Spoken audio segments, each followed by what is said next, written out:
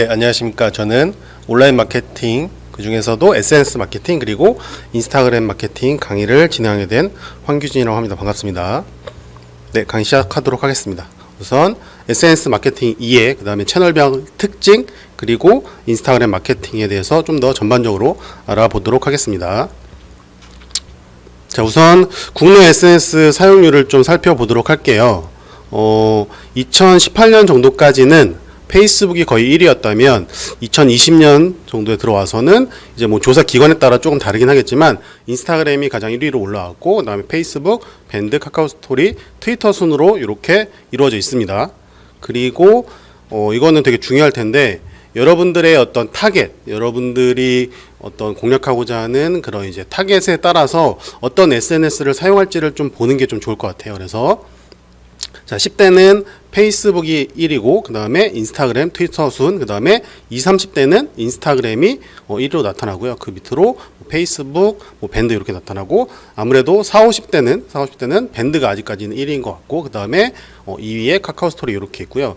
그래서 저는 인스타그램을 좀 주로 강의하는 강사 입장에서 좀 말씀을 드리자면, 20, 30대 여성이 가장 많이 사용하는 채널이 인스타그램을 알고 계실 거예요. 그런데 40대에 인스타그램이 3위까지 올라오는 게 조금 큰 것 같고요. 그 다음에 밴드는 40, 50대가 아직은 1위를 고수할 것 같은데, 카카오 스토리는 조금 더 내려가지 않을까 이런 생각이 들고, 왜냐면 너무 지인 위주로 좀 형성이 되어 있고 글로벌로 확장을 못한 그런 것 때문에 아무래도 더 이상 성장은 조금 어렵다는 생각이 들어서 인스타그램이나 페이스북이 조금 더 40, 50대가 올라오지 않을까 이런 생각이 듭니다. 그래서 여러분들의 어떤 타깃에 따라서 어떤 채널을 활용할지를 조금 생각을 하시면 좋지 않을까, 네, 그렇게 봅니다. 그리고 이제 국내 동영상 이제 채널을 봤을 때 당연히 유튜브가 1위고요. 그 다음에 2위가 네이버, 넷플릭스 이렇게 나와 있는데, 인스타그램과 페이스북이 4위, 5위 정도의 랭크가 되어 있고, 최근에 아시다시피 인스타그램에서 이제 틱톡을 따라한 릴스가 좀 더 잘 돼서 제 생각에는 조금 더 올라갈 수도 있을 것 같고, 여기에 조사에는 나타나지 않았지만 틱톡 같은 경우도 4위나 한 5위 정도에는 원래는 들어가야 되지 않을까 그런 생각은 듭니다. 그 다음에 요것도 좀 재밌는데, 우리가 온라인에서 어떤 검색을 할 때 당연히 우리나라는 이제 국내 최고의 포털인 네이버에서 가장 검색을 많이 하고, 저는 그래도 구글이 2위 정도 되지 않을까 싶었는데 의외로 유튜브가 2위입니다. 그래서 유튜브가 동영상 채널이긴 하지만 어떤 검색을 하기에 용이한 채널이기 때문에 유튜브도 잘 공략을 한다면 마케팅을 활용하는 데 좋을 것 같고요. 그 다음에 4위는 다음이고, 자, SNS에서는 유일하게 인스타그램이 5위 정도에 랭크되어 있습니다. 그래서 네이버에서 검색을 많이 하기도 하지만 어떤 것들은 또 SNS 중에서 인스타그램에서 검색을 하는 경우도 있을 것 같고, 그 다음에 여행의 정보 같은 경우도 네이버에서 검색하는 것보다 오히려 인스타그램에서 검색하는 게 좀 더 젊은 친구들한테는 약간 자리매김하지 않았나 이런 생각이 들고요. 그래서 여행 쪽 이런 쪽은 인스타그램에서 오히려 좀 더 검색을 많이 하는 것 같다 이렇게 보여집니다. 그리고 제가 앞쪽에 어떤 여러 가지 채널들을 말씀을 드렸는데, 저는 계속 말씀드리면 저는 인스타그램 이제 전문 강사다 보니까 인스타그램을 가운데 두긴 했지만, 요거는 여러분들이 운영하는 어떤 브랜드 아니면 여러분들의 개인적인 성향에 따라서 아니면 같이 뭔가 이렇게 소통하고자 하는 타겟팅에 따라서 저 가운데 오는 게 달라질 수 있을 것 같아요. 그래서 OSMU는 뭐냐면 하나의 소스, 그러니까 원 소스 멀티 유즈라 그래서 하나의 소스를 가지고 여러 군데 활용하는 건데, 그래서 예전에는 이 OSMU라는 단어가 어디에서 쓰여졌냐면 약간 문화 쪽에서 많이 쓰여졌어요. 그래서 최근에 넷플릭스 되게 많이 보시는데, 넷플릭스에서 잘 되는 어떤 그런 컨텐츠들이 처음 시작은 어떤 웹툰이나 이런 거에서 시작해서 넷플릭스 아니면 또는 드라마, 영화 아니면 어떤 캐릭터 이렇게 산업까지도 가는 걸 볼 수 있는데, 그런 데서 시작을 했다면 최근에는 어떤 SNS에서도 활용을 많이 합니다. 그래서 하나의 컨텐츠를 가지고 조금 다르게 해서 다른 채널들에 활용을 하는 거. 그래서 인스타그램에 올렸던 사진이나 영상을 블로그에 올릴 수도 있을 거고, 그 다음에 페이스북이나 트위터는 자동으로 공유가 되기도 해서 어떤 하나의 소스를 가지고 여러 군데 활용하는 이런 것들을 OSM이라고 합니다. 이럴 수도 있겠죠. 최근에 핫한 아까 말씀드린 제가 릴스 이런 것도 틱톡이랑 같이 운영을 하시면 새로 꽉 차는 숏 어떤 영상 컨텐츠이기 때문에 릴스에도 올릴 수도 있고 우리가 틱톡에도 올릴 수 있고, 최근에 또 유튜브에 쇼츠라는 게 생겼잖아요. 그렇게 해서 하나의 어떤 컨텐츠를 여러 채널에 활용할 수 있는 것을 OSM이라고 합니다. 그래서 SNS가 이렇게 많은 채널들이 있는데 SNS별 어떤 그 채널의 특징에 대해서 한번 간단하게 짚고 넘어가도록 하겠습니다. 첫 번째 트위터는요 아시다시피 뭐 140자만 되던 그런 거였죠. 그래서 짧은 글을 통해서 빠르게 확산하는 실시간으로 확산하는 그런 게 있고, 그래서 뭐 어떤 리트윗 이런 것들을 통해서 많이 확장되는 그런 장점이 있습니다. 단점은 이게 좀 뭐랄까 흑백 이게 좀 심해서 뭔가 다툼도 많이 나고 이런 게 조금 저는 단점이라고 생각이 들고, 그래서 흑백 논리가 심하니까 거기에 대한 피로감이 좀 있는 것 같아요. 그런데 어떤 정말 이 말빨이라고 그러잖아요. 그런 게 좀 통하는 글을 잘 쓰는 이런 분들, 그러니까 정치인이나 유명하신 분들한테는 아직도 유용한 플랫폼이지 않을까 이런 생각이 들고요. 그리고 밴드는 이제 폐쇄형 SNS 중에서는 최고라고 생각이 듭니다. 오프라인 지인 어떤 기반으로 시작했죠. 그래서 뭐 동호회, 뭐 등산 모임, 동창 모임, 그 다음에 어머니들, 그렇죠. 요새 또 코로나 때문에 학부모 모임, 이게 오타가 잠깐 나는데 학부모 모임 등 그런 것들로 활용해서 하기에는 가장 좋은 어떤 채널이지 않은가 생각이 들고, 여기도 이제 단점이라고 하면은 요 지인 기반의 이런 것들을 좀 뭔가 넘어서기가 쉽지 않을 수도 있다. 그런 게 조금 단점일 것 같고요. 그다음 이제 블로그 같은 경우는 뭐 요즘에 누가 블로그 하냐 이렇게 말씀하시는 분도 계시지만 최근에 또 젊은 층들 20, 30대 블로그 활용도가 되게 늘었다고 해요. 그래서 사실 블로그 하는 이유는 이거 하나밖에 없습니다. 네이버에서 노출되기 가장 유리한 채널이지 않을까 이런 생각이 들고, 그래서 어떤 이제 뭐 사진이나 영상이나 그다음에 글을 통해서 가장 어떤 이런 정보들을 좀 쉽게 전달해 줄 수 있는 그런 채널이지 않을까 생각이 듭니다. 그런데 너무 많은 걸 이렇게 하다 보니까 단점이 이제 글쓰기가 좀 어려워요. 블로그를 한번 이제 컨텐츠를 만들려면 최소 막 1시간 정도 걸린 것 같아요. 보통 글자 수도 막 2,000자 이상을 써야 노출이 잘 된다 이런 얘기도 있는 것처럼 많은 사진과 글을 써야 노출이 잘 되기 때문에 그런 게 좀 어렵고, 그 다음에 너무나 많은 광고성 컨텐츠들이 생기다 보니까 그 채널 자체에 대한, 그러니까 블로그에 쓴 글이 이게 진짜인지 아닌지 아니면 광고인지 이런 거에 대한 좀 뭔가 신뢰도가 조금은 떨어지지 않나 이런 생각도 듭니다. 그러나 여전히 어떤 네이버에서 노출되기 위해서는 가장 좋은 채널이지 않을까 이런 생각이 들고요. 그다음에 페이스북은 우리나라에서는 페이스북에 뭐 어떤 사용자가 좀 빠지지 않았냐 이런 얘기는 있지만 그래도 여전히 전 세계에서 최고의 SNS 채널이고 10대, 20대가 많이 하고 있는데 좀 다른 건 있는 것 같아요. 10대들이 아까도 1위에 있었지만 그 우리들이 하는 그런 뭐 예를 들면 일상을 공유하는 그런 용도의 SNS보다는 정말 재밌는 컨텐츠들을 보면서 그냥 킬링타임용으로 쓰는 게 실제로 있다고 합니다. 제가 뭐 고등학생 강의도 해봤는데,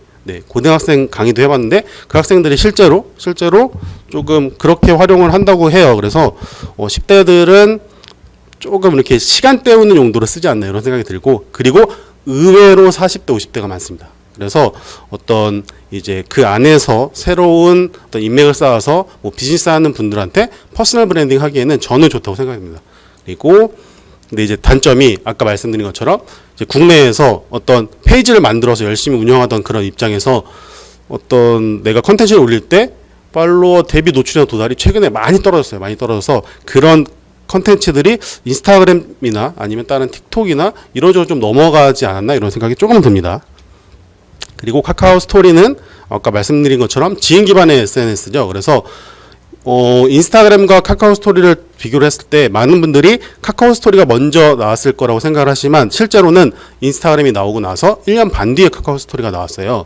근데 이제 모든 SNS 채널, 지금 제가 말씀드린 모든 SNS 채널은 어떤 팔로워를 모은다거나 뭐 구독자를 모은다거나 이런 게 좀 어려운데, 이 카카오 스토리가 잘 됐던 이유 중에 하나가, 초반에 잘 됐던 이유 중에 하나가 정말 그런 걸 모을 필요 없이 내가 컨텐츠를 올리기만 하면 내 카카오톡과 연결된 지인들이 거기에 반응을 해주고 그렇기 때문에 되게 급성장했던 것 같아요. 그런데 너무 지인 위주다 보니까, 여기 단점에 나온 것처럼 너무 지인 위주다 보니까 내가 올리는 컨텐츠를 뭐 예를 들면 어린 친구들 입장에서 뭐 이제 10대 후반 이런 친구들 입장에서 뭐 엄마 아빠가 보는 게 불편해질 수도 있고, 내가 올리는 거를 뭐 회사의 상사가 보는 게 불편해질 수도 있고, 그러면서 좀 많이 빠진 그런 약간 올드한 이미지, 그 다음에 글로벌 확장을 못한 그런 것 때문에 점점 더 하락하지 않을까 그런 생각을 저는 이제 하고 있습니다.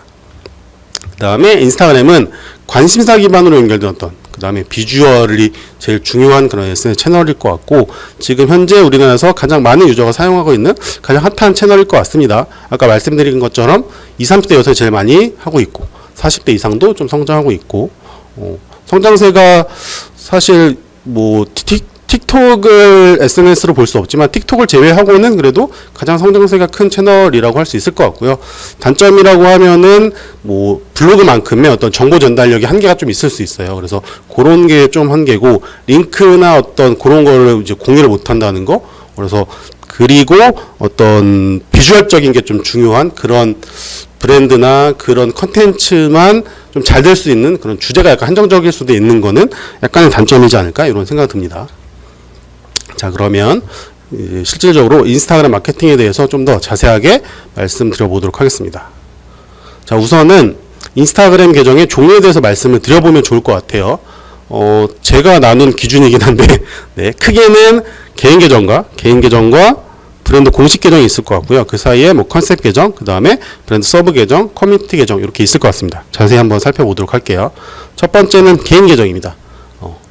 가장 일반적인 종류의 계정이겠죠. 그리고 인스타그램은 원래 개인의 일상을 공유하는 채널이다 보니까 아마도 한 8, 90% 이상은 일상을 공유하는 개인 계정일 것 같아요. 그래서 개인 계정에서 성공하기 위해서는, 이것도 너무 당연한 얘기지만 그 사람의 인지도가 있다면 당연히 되게 늘어나지 않을까 생각이 들고, 저 같은 경우도 인스타를 오래 했지만 약간 1.8만, 그러니까 18,000 팔로워에서 약간 정체되어 있었는데, 제가 올해 초에 코로나 때문에 온라인 강의를 좀 많이 하다 보니까 그런 인지도 때문에 좀 올라간 그런 것도 있는 것 같고, 예전 같은 경우는 사진 작가 위주로 인플루언서 시장이 조금 형성이 됐어요. 그래서 사진 잘 찍는 사람들이 좀 유리했다면, 최근에는 좀 이렇게 좀 젊은 친구들 사이로 좀 어리거나 그러니까 잘생긴 그런 위주로, 네.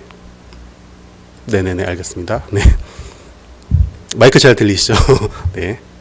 그래서 최근에는 정말 이 외모적으로 출중한 약간 젊은 친구들이 잘 되는 경우도 있는 것 같습니다. 그런데 그것도 그분들의 어떤 뭐랄까 경쟁력이지 않을까 싶고, 그리고 크게 나눠서 이제 브랜드 공식 계정이 있어요. 브랜드를 이제 운영하시는 분들이 많이 있을 텐데, 이게 브랜드가 정말 뭐 큰 회사가 있을 수도 있고, 아니면 이 수업을 듣는 분들 중에 무슨 소상공인, 자영업자 이런 분들도 있겠지만, 정말 제가 강의를 한 5년째 하고 있고, 최근에 한 2, 3년 동안은 되게 여기저기 다니면서 많은 강의를 하고 있는데, 이거는 큰 회사가 됐든 작은 회사가 됐든 가장 어렵습니다. 왜 그러냐면, 아까 말씀드린 것처럼 인스타그램은 원래 개인의 일상을 공유하는 채널이다 보니까 약간 이 브랜드 계정들이 그 사이를 비집고 들어온 거일 수 있어요. 그래서 사람들이 사실은 제일 별로 관심 없어 하는 게 상업적인 걸 싫어하거든요. 그래서 여기도 역시 우리가 TV에서 매일 보는 그런 유명한 브랜드, 대기업 이런 브랜드의 인스타그램 공식 계정이라면 조금 진입이 쉬울 수 있지만, 정말 작은 회사, 이제 시작한 회사, 아니면 뭐 소상공인 자영업자 입장에서는 이렇게 브랜드 공식 계정, 그러니까 어떤 대기업처럼 운영하는 건 쉽지 않을 수도 있을 것 같습니다. 그래서 이거는 여러분들만 힘든 게 아니라는 약간 그런 위안을 좀 드리고, 그래서 공식 계정은 큰 회사가 됐든 작은 회사가 됐든 다 어려워한다, 이렇게 이해하시면 될 것 같습니다. 그리고 중간에 컨셉 계정이라고 이제 말씀을 드리는데, 요거는 인스타그램이 2016년쯤에 업데이트를 하면서 한 핸드폰 안에서 여러 개 계정을 운영할 수 있게 되었어요. 처음에는 5개까지였는데 최근에는 뭐 10개까지 되는 경우도 본 것 같고, 저는 한 13개까지도 된 적이 있는데, 요거는 좀 모르겠어요. 그 사람마다 다른 것 같긴 한데, 하여튼 한 핸드폰에서 여러 개의 계정을 운영할 수 있게 되다 보니까 내 개인 계정, 메인 계정이 있을 거 아니에요. 본 계정 이외에도 그냥 내가 좋아하는 것 위주로 포스팅을 하는 겁니다. 그래서 이 계정 역시 제가 이제 먹는 거 위주로 업로드를 했던 뭐 그런 계정인데, 저 계정으로도 사실 협찬을 받습니다. 그래서 내가 좋아하는 위주로만 올린 겁니다. 먹는 걸 좋아하시면 먹스타그램, 운동스타그램, 글스타그램, 책스타그램 이런 것들처럼, 아니면 뭐 최근에는 또 뭐 이제 코덕이라고 아시나요? 코스메틱 덕후라 그래서 어떤 이 뷰티 관련된 것만 업로드해서 그런 걸로 유명해져서 어떤 뭐 협찬을 받거나 이렇게 수익을 내는 그런 경우들이 있을 것 같아요. 그래서 컨셉 계정을 말씀드리고, 자, 그 다음에 브랜드 공식 계정은 어렵다 그랬어요. 그래서 저는 작은 기업일수록 또는 소상공인, 자영업자 이런 분들일수록 저는 이거를 추천드립니다. 이름은 브랜드 서브 계정인데 요거는 사실은 제일 처음에 말씀드렸던 개인 계정의 일종일 것 같아요. 이름은 제가 브랜드 서브 계정이라고 했지만 요거는 개인 계정의 일종이에요. 그래서 브랜드 공식 계정이 운영이 쉽지가 않으니, 작은 어떤 기업에서는 운영이 쉽지가 않으니 그 브랜드를 가장 잘 아는 대표 또는 뭐 코파운더 또는 뭐 직원 이런 분들 있을 거 아니에요. 그래서 그분의 개인 계정처럼 운영하는 거죠. 실제로 개인 계정이죠. 그래서 그 브랜드에 가장 잘 아는 사람이 이 시장에서 어느 정도 영향력을 끼칠 수 있는 인플루언서가 된 후에 아니면 그 과정 중에 있어서 우리 공식 계정을 계속 언급을 한다거나 그렇게 하면서 같이 좀 키우는 방식이 조금 더 유리하지 않을까 이런 생각이 듭니다. 그리고 커뮤니티 계정은 큐레이션 계정이라고 할 수도 있을 것 같아요. 컨셉 계정과 약간은 비슷할 수 있지만 어떤 차이가 있냐면, 자, 컨셉 계정을 열심히 막 한 1년 동안 키워서 1만 팔로워가 되거나 또는 2만 팔로워가 될 수도 있어요. 그런데 그 타이밍쯤에 돼서 슬슬 제보를 받기 시작하는 겁니다. 그렇게 되면 좀 계정을 운영하는 데 조금 도움이 되고, 그 계정에 소개되기 위해서, 왜냐면 팔로워가 늘어나니까 그 계정에 소개되기 위해서 어떤 그 계정을 태그한다거나 이런 이제 뭐 아니면 DM으로 제보를 한다거나 그 해시태그를 쓴다거나 그런 일들이 생겨나요. 그래서 제가 운영하는 서울코리아 이런 계정이나 아니면 여러분들이 많이 아시는 여행일지다 유디니 또는 어떤 이제 약간 관광 여행사 쪽 아니면 지자체 계정들이 그런 식으로 운영을 많이 합니다. 그래서 이런 것들을 커뮤니티 계정 또는 큐레이션 계정이라고 할 수 있을 것 같고, 이거는 조금 시간이 걸리긴 해요. 뭐 단기간에 할 수 있는 건 아니지만 그래도 길게 보신다면 이것도 좋은 방법일 수도 있을 것 같습니다. 자, 그래서 아까 제가 말씀드린 작은 기업 소상공인들이 하기에 좋은 그런 어떤 전략을 말씀드리냐면, 자, 이게 실제 예시예요. 서울토이라는 회사가 있습니다. 장난감 회사예요. 처음에는 유튜브에서 아이 아빠 셋이서 만든 회사로 저는 알고 있는데, 그냥 장난감 가지고 노는 영상들을 만들어내니까 이게 어떤 영상 조회수가 많이 나오고 그걸로 인한 수익도 막 많이 생겼는데, 그걸로는 한계가 있으니까 이제 판매를 하고 싶어서 인스타그램 와서 계정을 만들었습니다. 그래서 서울토이 오피셜 이렇게 만들었어요. 자, 팔로잉이 6,412에 팔로워가 2,300명 정도 되는데, 팔로잉이 몇 명까지 되는지 아시나요? 팔로잉이 7,500명까지 됩니다. 7,500명까지 되는데 거의 꽉 채웠죠. 그런데도 불구하고 2,300명밖에 안 되는 거예요. 왜? 공식 계정이니까. 상업적인 계정이니까. 사람들이 이런 거에 제일 관심이 없습니다. 그렇기 때문에 잘 안 되는 거예요. 그래서 여기 이제 대표님께서 고민을 많이 하셨죠. 그래서 저랑도 좀 연락을 주고받기도 했고, 이제 저분께서 이제 생각하신 건 개인 계정 우선 키우자. 공식 계정 안 되니까. 해도 안 되니까. 그래서 저 대표님 두 번째 앤디파파라고 되어 있는 그 계정이 대표님 계정이에요. 서울토이 대표님. 그래서 이분의 목표는 1년 동안 1만 팔로워였어요. 그래서 제 강의안에 처음에 들어왔을 때는 한 7,000 팔로워 정도 됐던 것 같아요. 근데 실제로 1년 만에 1만 팔로워를 만들어내더니, 제가 강의안을 뭐 이렇게 중간중간에 업데이트 할 거 아니에요. 업데이트 할 때마다 1000명씩 늘어요. 그래서 1.1만, 1.2만, 1.3만, 최근에 1.4만까지, 14,000명까지 온 거예요. 그리고 팔로잉은 7,500이 최대이다 보니까 아무래도 이제 내가 소통을 안 하는 그런 계정들은 좀 정리를 하면서 새로운 사람들 계속 찾으면서 했겠죠. 그래서 이분의 프로필에서 보는 것처럼 실제로 자기네 회사에서 판매하는 것들을 이렇게 링크로 해서 올리기도 하지만 실제 공부도 합니다.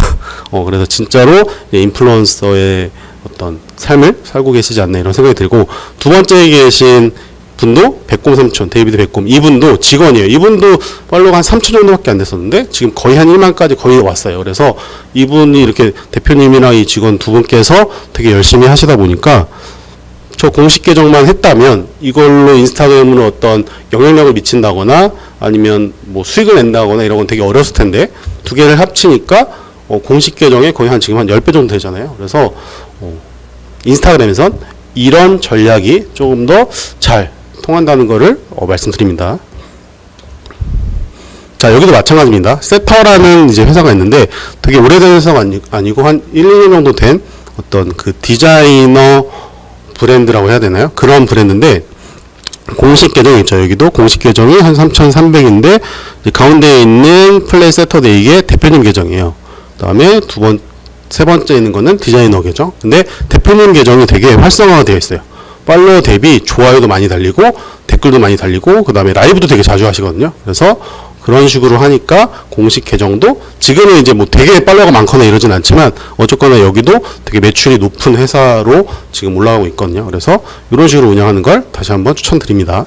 공식 계정을 이제 그런 경우 있어요. 그러면 공식 계정을 만들지 말라는 건가요? 이렇게 여쭤보시는 분들이 있는데 꼭 그러라는 건 아니에요. 그러라는 건 아니지만 공식 계정이 뭐 있어도 좋지만 해보시면 알 거예요. 아, 공식 계정은 생각보다 잘 안 되는구나. 그래서 공식 계정 있더라도 어떤 개인 계정을 브랜드 서브 계정처럼 운영을 하면서 같이 키워나가는 그런 방식을 하면 좋지 않을까 생각이 듭니다. 또는 이런 방법도 있어요. 맨 왼쪽에 있는 그 핫플리 계정 보시면 여기에 대표님이 예전에 계정이 한복비글이라는 그냥 개인 계정이었어요. 근데 여기에 대표님은요 본인이 직접 모델로 활동도 하고, 그러니까 그 브랜드의 모델, 핫플리라는 브랜드의 모델로도 활동을 하고, 그리고 실제로 항상 입고 다니시고, 그러다 보니까 이 계정이 유명해지면서 공식 계정도 여기 있었어요. 핫플리 오피셜이 있었지만 거기도 한 6천 팔로워 정도 됐었는데 뭐 좋아요나 댓글은 잘 안 달리는 그냥 팔로워가 어느 정도 있는 계정이었죠. 그래서 이 대표님께서 한복비글 앞에 핫플리라는 거를 넣어버리면서 지금은 개인 계정이 공식 계정처럼 된 거죠. 그래서 아예 처음부터 나눠서 운영할 수도 있지만 개인 계정을 운영을 하다가 그게 잘 된다면 그거 자체를 공식 계정처럼 할 수도 있는 거기 때문에 더 좀 잘 통하는 방식들을 활용하는 게 좋지 않을까 이런 생각이 듭니다.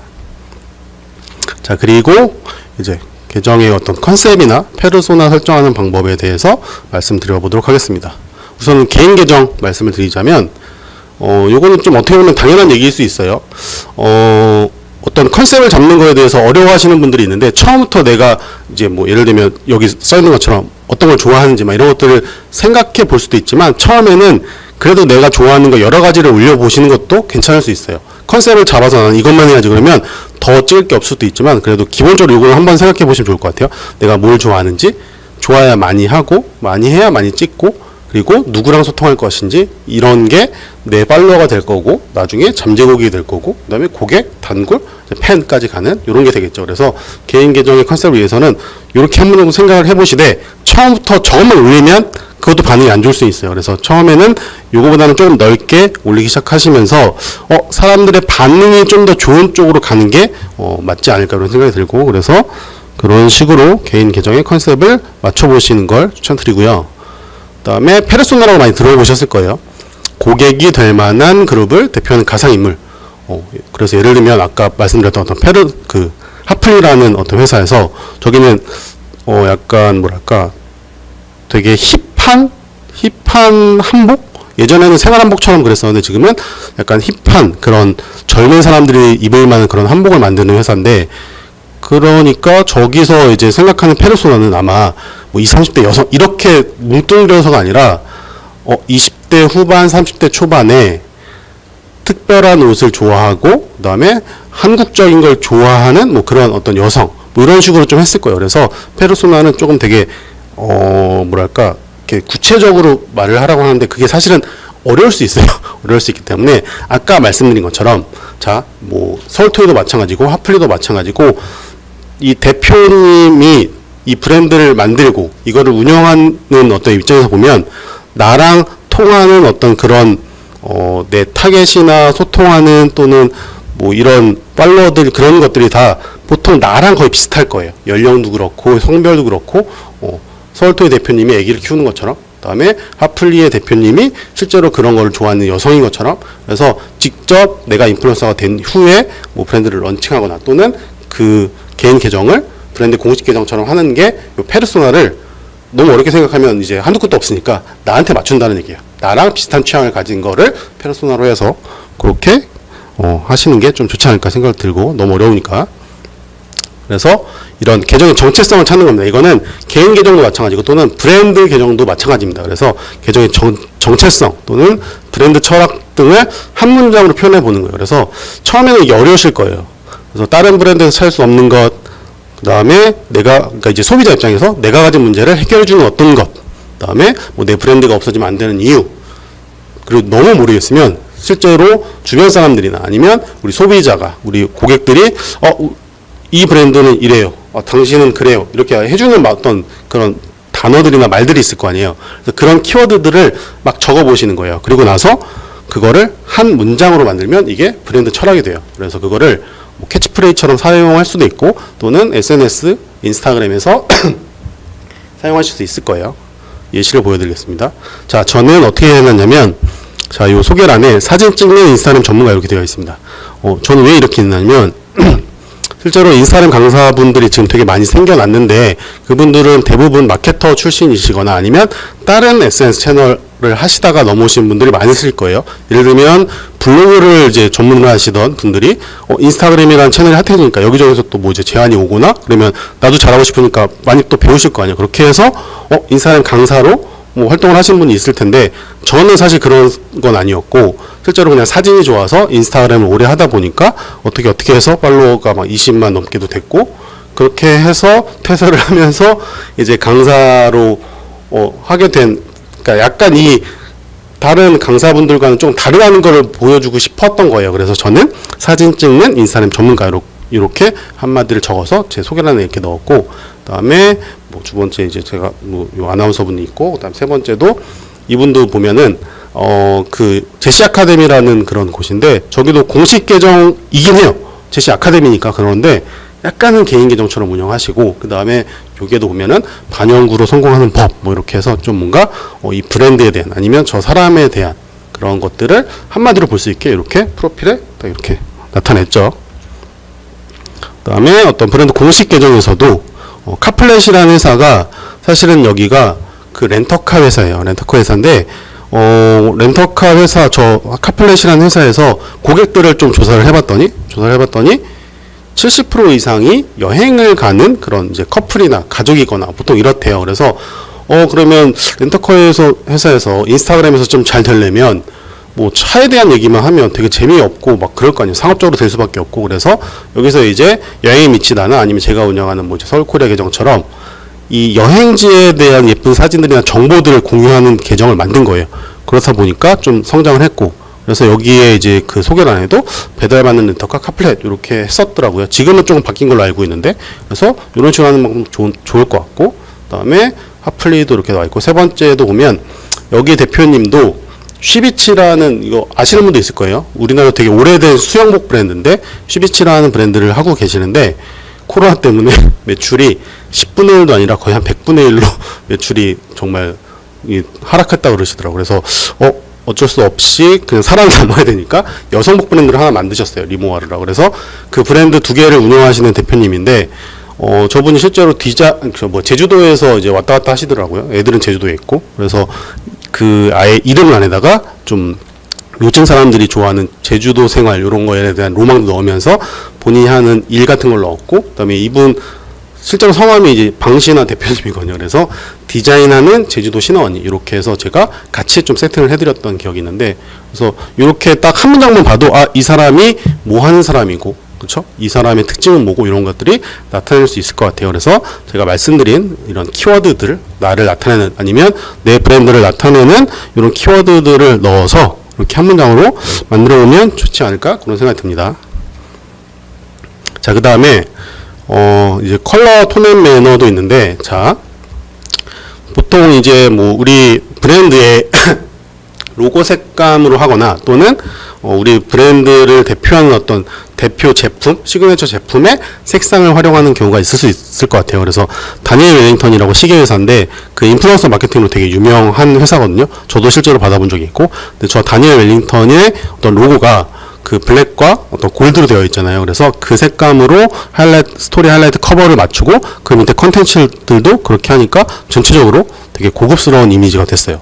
실제로는 되게 고급진 시계는 아니거든요. 그런데도 불구하고 인스타그램에서 봤을 때는 되게 고급진 어떤 이미지처럼 보이고, 두 번째, 세 번째 다 어떤 화장품 브랜드지만 색감이 다르니까 완전 어떤 느낌도 다르죠. 두 번째는 약간 자연주의적인 느낌이라면 세 번째는 좀 더 젊은 층에게 어떤 다가갈 수 있는 그런 느낌이지 않을까 이런 생각이 듭니다. 그래서 컬러로도 톤 앤 매너를 맞출 수 있다 말씀드리고, 다음에 아예 컨텐츠 자체를 일반적이지 않게 하는 경우도 있습니다. 빙그레 공식 계정 아시는지 모르겠지만 저기에 약간 그런 이제 빙그레시우스 뭐 이래갖고 약간 독특한 웹툰 세계관을 넣어서 했고, 그다음에 비슷하게 신세계 그 면세점에서도 그렇게 했고, 그 다음에 홈플러스 온라인에서도 저렇게 패턴화 시켜서 한 적도 있고, 그래서 아예 컨텐츠 자체를 완전 다르게 하는 방법도 있을 수 있을 것 같습니다. 물론 작은 회사에서는 하기는 쉽진 않을 수도 있어요. 왜냐면 저런 걸 만들어내기가 쉽진 않으니까. 그래서 하여튼 이런 방법도 있다는 거 말씀드리고, 그 다음에 폰트 같은 경우도 너무 많은 폰트를 쓰면 좀 정신없고 지저분해 보일 수 있으니 뭐 한두 개 폰트를 가지고만 쓰는 방법도 좋을 것 같습니다. 그리고 요 썸네일 구성은 저희가 시간이 조금 지나서 요거는 5분 쉬고서 다시 시작을 하면 좋을 것 같습니다. 5분 쉬었다가 다시 시작하도록 하겠습니다. 수고하셨습니다.